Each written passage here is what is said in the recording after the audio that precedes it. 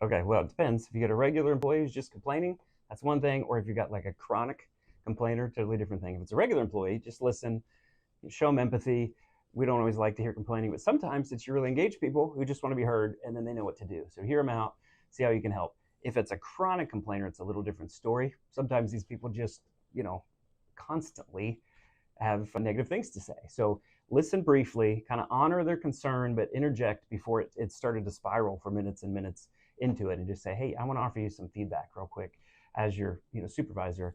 I've noticed." So you're observing, right? What's going on, talking about the impact, and then making a request. Observation, impact, request. So I'm observing that we tend to a lot of these conversations where you come in and talk to me, a lot of negativity, kind of talking about how things are struggling, and we know that negative information sticks to the brain. It's 5 times stronger than positive. So we all do this, but I've noticed with you that it's something that happens more often than not. So I get more negative and frustration things from you, and I can see that it impacts my conversations with you and some of your coworkers. And so you're just giving us some feedback about how that's impacting you, how other people might be afraid to work with them or might be a little annoyed to do that. So you're sharing some of that feedback with them.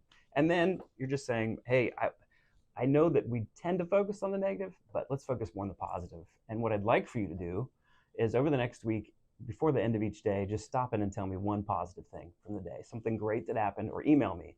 And the next week, every day, we're going to make it 2. And the week after that, we're going to make it 3, right? And we're going to start to shift our focus onto the positive things. That doesn't mean the things that are frustrating you aren't important, but if we're hypersensitive to the negative, we're never going to see the positive, and then we're never going to make it better around here. So help them focus on the positive, give them some feedback so they see that, ask them to give you less negative information, and then give them a practical way to sort of hyper, bring their own awareness up to what's positive, and you'll see a big difference in them.